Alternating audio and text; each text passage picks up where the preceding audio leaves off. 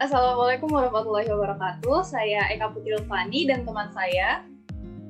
Kurniati. Ya, kami akan men-sharingkan tentang karya ilmiah yang sebelumnya sudah kami buat dari bab 1 sampai bab 3.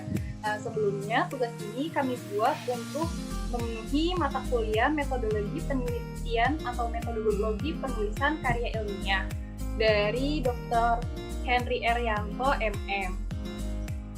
Ya, sebelumnya kami sudah membuat karya ilmiahnya dan bertukar karya ilmiah, dan dalam penulisannya, dalam penyusunannya pun karya ilmiah ini kami dapatkan dari informasi-informasi internet dan juga beberapa ada yang kami dapatkan dari dosen maupun asdos kami.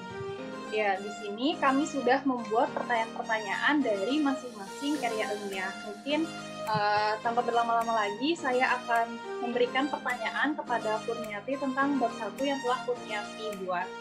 Nah, pertanyaan pertama itu, Nia boleh dijelaskan secara singkat apa sih latar belakang masalah dari penelitiannya Nia? Oke. Sebelum saya menjelaskan latar belakang masalah dari penelitian saya, sebelumnya saya akan menjelaskan komunikasi dengan media online. Berkomunikasi dengan media online sangat bermanfaat ketika situasi pandemi corona saat ini. Karena dengan berkomunikasi dengan media online, seluruh kegiatan dapat dilakukan walaupun tidak keluar rumah. Kegiatan belajar, bekerja, dan berjualan dapat dilakukan dengan media online. Media online menyediakan ruang virtual untuk orang berdiskusi tanpa harus bertemu.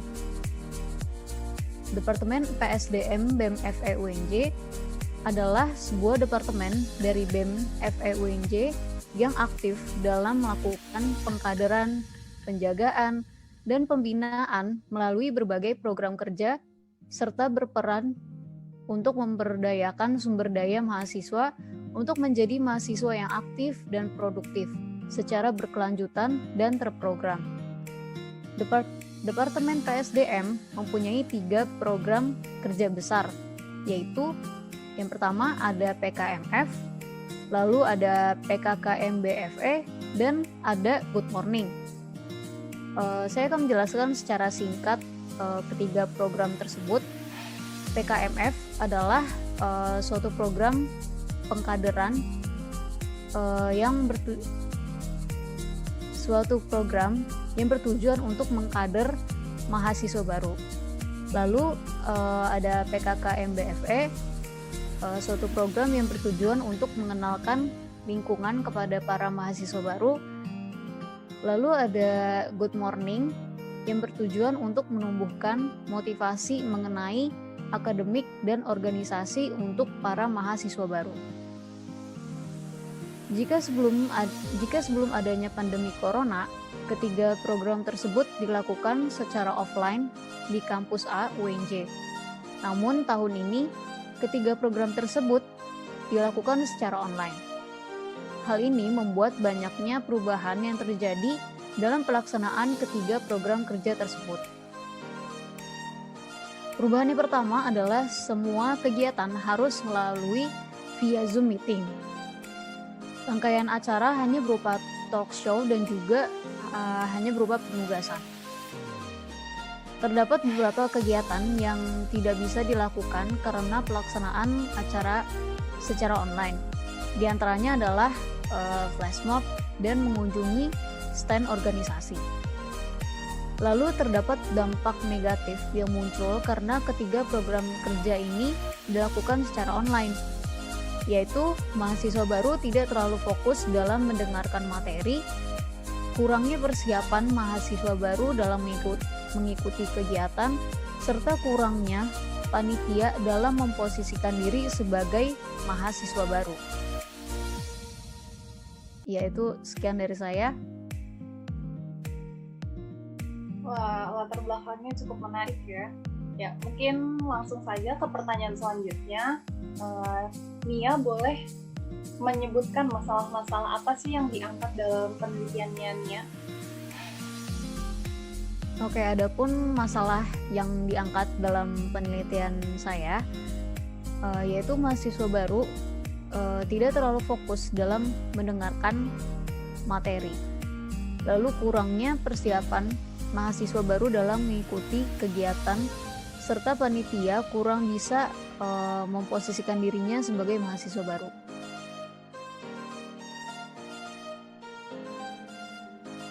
Wah, cukup menarik ya. Lalu pertanyaan yang ketiga, boleh berikan alasan dari Nia sendiri kenapa sih Nia memilih Departemen PSDM BMFB UNJ sebagai objek penelitiannya Nia?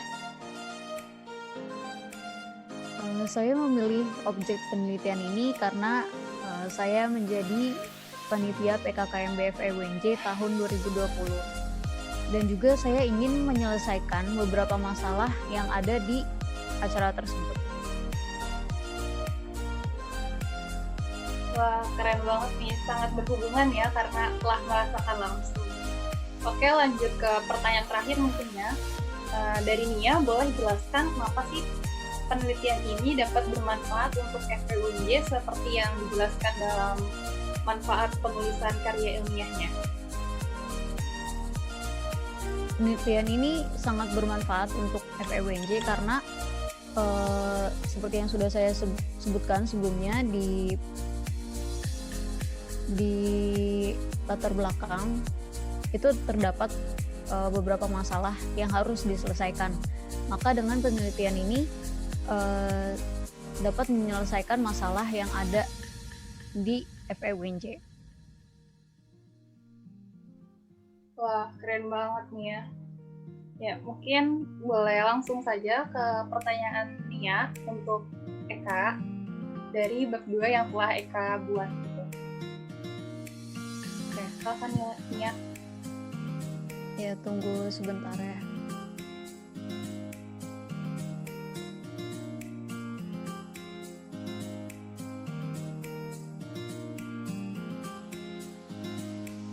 Oke, pertanyaan yang pertama untuk Eka, untuk bab 2 ya.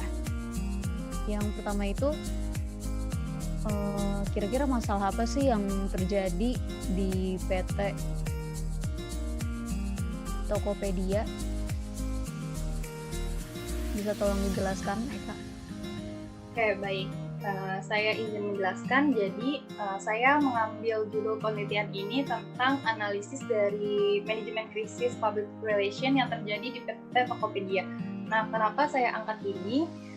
Lanjut ke pertanyaannya gitu ya. Karena awal mula kasus ini terjadi pada bulan Mei 2020, di mana terungkapnya kasus pencurian data pengguna dari Tokopedia yang sebelumnya sudah terjadi sejak bulan Maret 2020. Nah, kejadian ini diungkapkan oleh salah satu akun Twitter yang memposting gambar bahwasanya ada sekitar 15 juta pengguna dari Tokopedia yang berhasil diretas oleh hacker dan diperjualbelikan oleh seorang hacker di dalam forum website online, yaitu dark web, yang hanya diakses oleh orang-orang tertentu saja. Nah, hal ini banyak membuat para pengguna dari Tokopedia menjadi takut karena ada data pribadinya dan juga takut akan data pribadinya digunakan untuk tindak-tindak kejahatan yang mengatasnamakan dirinya, begitu ya. Oke, baik, terima kasih Eka. Selanjutnya kita lanjut ke pertanyaan selanjutnya. Lalu dari masalah yang udah Eka sebutkan sebelumnya, kira-kira teori apa sih yang sebaiknya digunakan untuk menyelesaikan masalah tersebut?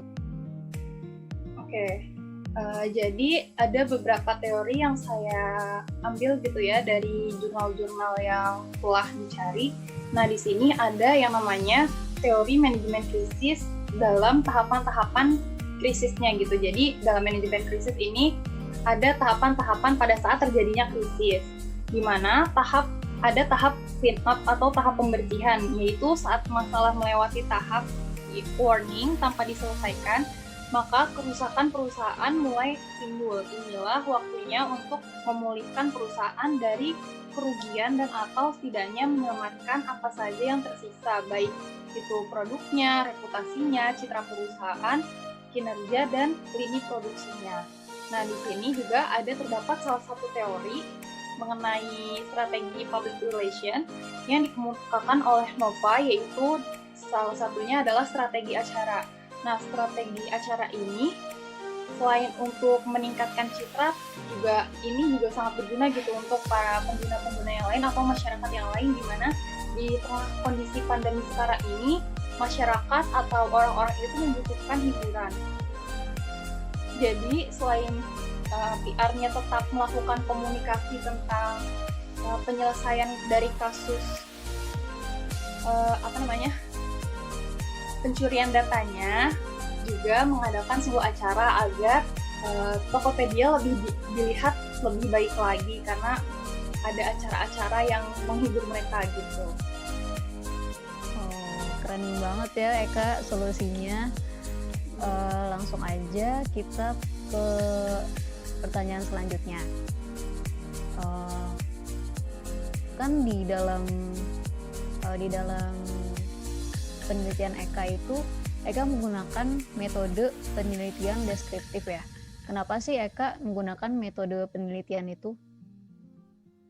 Ya, kenapa menggunakan metode penelitian deskriptif? Karena tujuan dari penelitian deskriptif ini adalah untuk membuat deskripsi gambaran atau lukisan secara sistematis serta hubungan antara kejadian yang kita selidiki gitu, sehingga dapat menghasilkan gambaran yang akurat tentang sebuah kelompok, menggambarkan mekanisme sebuah proses atau hubungan, dan memberikan gambaran yang lengkap untuk akhirnya dapat dianalisis apa sih satu-satu yang harus kita perbaiki gitu.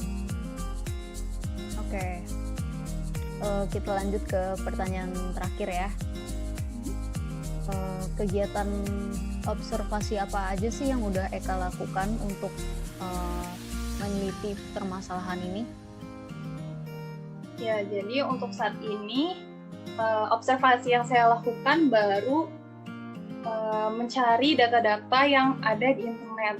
Sekarang kan banyak ya berita-berita dari media elektronik, jadi semuanya sudah ada di internet. Jadi saya melakukan observasi dari pencarian data-data tersebut. Selain itu juga ceritanya dulu saya pernah PKL di sana, jadi saya langsung menanyakannya kepada karyawan-karyawan di public relation, departemen public relation-nya langsung gitu. Ada lagi Kurniati pertanyaannya? Kita mau langsung lanjut ke bab 3. Oke, lanjut aja. Boleh. Dari Eka dulu atau dari dulu? Dari Eka dulu, dari dia untuk Eka gitu. Oke, lanjut berarti ya. Iya. Kita lanjut ke pertanyaan untuk bab 3. Pertanyaan yang pertama, kenapa sih kebocoran data bisa terjadi di PT Tokopedia? Iya, jadi awal mulanya itu kan Tokopedia dilaporkan mengalami peretasan, bahkan jumlahnya diperkirakan yang tadinya 15 juta menjadi 91 juta, di mana di tahun sebelumnya Tokopedia telah menjelaskan atau mengungkapkan gitu bahwa saat itu pengguna dari Tokopedia itu sudah 91 juta pengguna. Jadi bisa kita jelaskan atau bisa kita simpulkan gitu ya, kalau misalnya yang teretas ternyata itu hampir seluruh pengguna dari Tokopedia. Nah, padahal itu sudah dilakukan enkripsi atau penguncian dari data, tetapi hacker tersebut lebih dulu mempublikasikan bahwasanya dia sudah memfoto kalau misalnya data penggunanya sudah terjual gitu ya, bisa dibilang seperti itu. Padahal itu masih harus dikaji ulang lagi karena masih dalam enkripsi gitu ya. Di sini juga Tokopedia juga bisa dibilang sebagai korban karena bukan dari Tokopedia-nya sendiri gitu yang menjual data-datanya, tetapi orang lain. Nah, ini merupakan salah satu kelalaian gitu ya, bisa dibilang kelalaian dari Tokopedia yang seharusnya bisa lebih mengenkripsi lagi atau lebih memperkuat keamanannya gitu. Oke, ternyata masalahnya cukup berat juga ya di PT Tokopedia tersebut. Iya. Lalu sebelumnya Eka kan sudah menjelaskan teori yang Eka gunakan untuk menyelesaikan masalah tersebut ya. Lalu bagaimana sih implementasi dari teori tersebut untuk menyelesaikan masalah itu? Ya, implementasinya tadi kan ada yang diungkapkan teori yang dikemukakan gitu ya oleh Nova, yang teorinya dikutip dalam jurnal Strategi Manajemen Krisis Public Relations PT KAI Komuter Jabodetabek pada penanganan kasus kecelakaan KRL lintas Jakarta Bogor pada September tahun 2015 lalu. Nah, di sini ada strategi event atau acara yang diterapkan dan diimplementasikan pada Tokopedia itu. Tokopedia membuat sebuah acara hiburan yang cukup mengesankan gitu ya, yaitu dengan acara yang namanya WIB atau Waktu Indonesia Berbelanja. Nah, di dalam Waktu Indonesia Berbelanja ini Tokopedia mengundang beberapa artis atau idol K-pop gitu ya. Jadi kalau misalnya kita lihat sekarang ini idol K-pop mungkin sedang booming-boomingnya gitu ya di seluruh penjuru dunia. Jadi ini menurut saya merupakan langkah yang cukup bagus untuk lebih meningkatkan citra baik dari Tokopedia ke pengguna-pengguna yang lain, bahkan para penggemar atau fans dari idol K-pop tersebut gitu ya. Oh, seperti itu. Solusinya cukup brilian juga ya, terbukti dari keadaan saat ini gitu. Dengan tindakan yang Tokopedia lakukan seperti mengundang artis-artis K-pop seperti BTS, ITZY, NCT, mereka semua lagi kita semua tahu lah, anak muda seumuran kita lagi pada suka sama mereka gitu, dan itu terbukti bisa meningkatkan mengembalikan nama baik kembali gitu PT Tokopedia di mata masyarakat. Iya, betul sekali ya. Ya, mungkin kita langsung ke pertanyaan saya untuk Nia kali ya. Nah, di sini dari bertiga Nia gitu ya, bisa nggak sih jelasin teori yang menurut Nia ini paling solutif untuk menyelesaikan masalah dari Departemen PSDM itu sendiri? Oke, teori yang saya pakai itu adalah teori strategi komunikasi efektif menurut Ahmad dalam jurnal yang berjudul Komunikasi Efektif dalam Dunia Pendidikan karya Wisman tahun 2017. Adapun teorinya itu salah satu strategi komunikasi efektif yang saya gunakan adalah komunikator itu harus dalam menghadapi komunikan harus bisa memproyeksikan dirinya kepada peranan orang lain atau kepada komunikan gitu, kepada orang yang menerima informasi dari kita sebagai komunikator. Dengan kata lain, komunikator itu harus dapat merasakan apa yang dirasakan oleh komunikan. Seperti itu. Oke. Dan buat gitu ya, harus saling mengerti. Ya, selanjutnya pertanyaannya masih nyambung nih ke pertanyaan sebelumnya. Jadi, apakah dengan diterapkannya teori tersebut dapat menyelesaikan masalah dari penelitian yang Nia lakukan gitu? Kalau menurut saya bisa, karena dari teori yang sudah saya sebutkan sebelumnya dapat memunculkan beberapa solusi, yaitu panitia sebagai komunikator seharusnya memproyeksikan dirinya sebagai mahasiswa baru yang belum mengerti cara menggunakan aplikasi Zoom Meeting. Hal ini bisa dilakukan dengan panitia itu memberikan link video tutorial menggunakan aplikasi Zoom saat hari briefing atau sebelum hari PAS 1 dan PAS 2 tiba. Nah, tutorial aplikasi Zoom Meeting itu dapat diberikan melalui Instagram atau grup WhatsApp. Kemudian untuk mengurangi jumlah mahasiswa yang tidak fokus memperhatikan acara, panitia dapat memberikan penugasan berupa penulisan kesimpulan pada hari tersebut. Wah, betul banget nih. Seperti yang kita lihat waktu PKKMB kemarin itu cukup hektik ya, karena banyak dari mahasiswa-mahasiswa baru yang belum atau kurang mengenal gitu ya bagaimana cara penggunaan aplikasi Zoom Meeting. Ya, mungkin selesainya sharing-sharing kita. Sebelumnya Nia boleh nggak sih kasih saran tentang karya ilmiah aku, mungkin ada yang perlu diperbaiki atau ada yang kurang gitu. Oke. Kalau dari pertanyaan-pertanyaan yang udah Eka jawab, kalau menurut aku, Eka itu kayaknya kurang deh di bagian bab 3 yang analisis. Ya tolong diperkuat lagi aja analisisnya, atau mungkin solusinya ya kali ya, solusi untuk permasalahan Eka.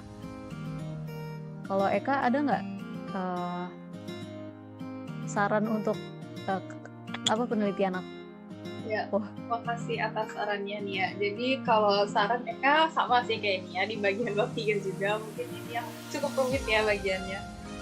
Jadi di bab 3-nya mungkin di bagian analisis bisa lebih dijelaskan gitu ya bagaimana komunikasinya itu berjalan, baik itu antar panitianya atau antar dari panitia ke pesertanya. Itu aja sih dari Eka. Oke, makasih Eka. Ya baik, mungkin karena ini sudah di penghujung sharing kita kali ini, kesimpulan yang dapat Eka berikan gitu ya, karya ilmiah kita sudah lumayan cukup baik gitu ya dari responnya. Cuma mungkin sama-sama di bagian bab 3-nya kurang diperkuat lagi gitu analisisnya. Semoga kita bisa memperbaiki lagi hingga nanti akhirnya di semester terakhir kita bisa memberikan karya ilmiah yang terbaik gitu ya untuk di sidang untuk mendapat gelar AMD kita, insyaallah. Amin. Ya mungkin cukup sekian sharing-sharing kita kali ini, kurang lebihnya mohon maaf. Wassalamualaikum warahmatullahi wabarakatuh.